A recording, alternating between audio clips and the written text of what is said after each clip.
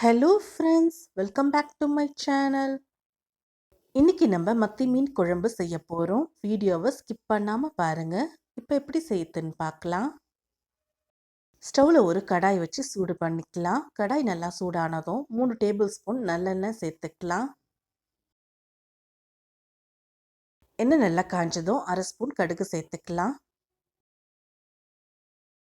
கடுகு நல்லா பொரிஞ்சதும் 1/4 ஸ்பூன் வெந்தயம், 1/4 ஸ்பூன் ஜீரகம், 10 மிளகு சேர்த்துக்கலாம்.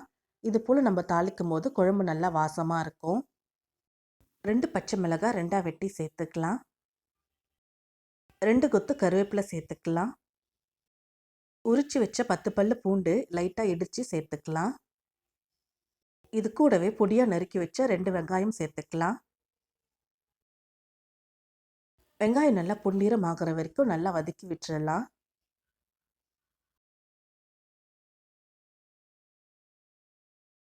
வெங்காயம் நல்லா வதங்கினதும் கட் பண்ணி வச்சுருக்க ஒரு தக்காளி, 2 ஸ்பூன் இஞ்சி பூண்டு விழுது சேர்த்துக்கலாம்.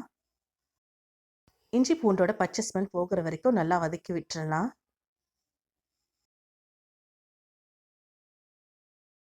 இப்போ 1/2 ஸ்பூன் மஞ்சள் தூள், 3 டேபிள் ஸ்பூன் குழம்பு மிளகாய் தூள் சேர்த்துக்கலாம். உங்களுக்கு எவ்வளவு காரம் தேவையோ அதுக்கேற்ற மாதிரி நீங்கள் மிளகாத்தூள் சேர்த்துக்கலாம். மசாலாவோட பச்சை ஸ்மெல் போகிற வரைக்கும் நல்லா வதக்கி விட்டுறலாம். இப்போ பெரிய லெமன் சைஸ் புளி எடுத்து கரைச்சி வச்சுருக்கேன். இந்த புளி கரைச்சலை சேர்த்துக்கலாம். இது கூடவே இன்னும் 1 கப் தண்ணி சேர்த்துக்கலாம். உங்களுக்கு எவ்வளவு குழம்பு வேணுமோ அதுக்கேற்ற மாதிரி நீங்கள் தண்ணி சேர்த்துக்கலாம். குழம்புக்கு தேவையான உப்பு சேர்த்துக்கலாம். இப்போ இது எல்லாத்தையுமே நல்லா கலந்து விட்டுறலாம். குழம்பு 3லேருந்து 4 நிமிஷத்துக்கு நல்லா கொதிக்க விட்டுறலாம். இப்போ பாருங்கள், குழம்பு நல்லா கொதிச்சு ஓரளவுக்கு கெட்டியாயிருக்கு. ஏற்கனவே மத்தி மீன் நல்லா க்ளீன் பண்ணி மஞ்சள்தூள் போட்டு வாஷ் பண்ணி வச்சுருக்கேன். இப்போ மத்தி மீனை தண்ணி இல்லாமல் குழம்புல சேர்த்துக்கலாம்.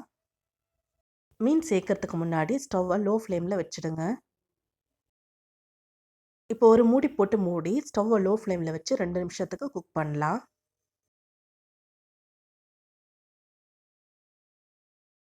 இப்போ பாருங்கள், குழம்புலேருந்து நல்லா எண்ணெய் பிரிஞ்சு வந்திருக்கு. மீனும் நல்லா சாஃப்டாக வந்திருக்கு.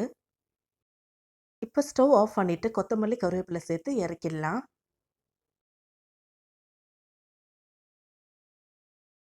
அவ்வளவுதான், ஹெல்த்தி அண்ட் டேஸ்டியான மத்தி மீன் குழம்பு ரெடி ஆயிடுச்சு. இந்த மத்தி மீன் குழம்பு இட்லி, தோசை, ரைஸோடலாம் சாப்பிட்றதுக்கு ரொம்ப டேஸ்ட்டாக இருக்கும். நீங்களும் ட்ரை பண்ணி பாருங்கள். இந்த ரெசிபி உங்களுக்கு பிடிச்சிருந்தால் லைக் பண்ணுங்கள், ஷேர் பண்ணுங்கள், கமெண்ட் பண்ணுங்கள். என்னோட சேனலை முதல் முறையாக நீங்கள் பார்க்குறீங்கன்னா மறக்காமல் சப்ஸ்கிரைப் பண்ணுங்கள்.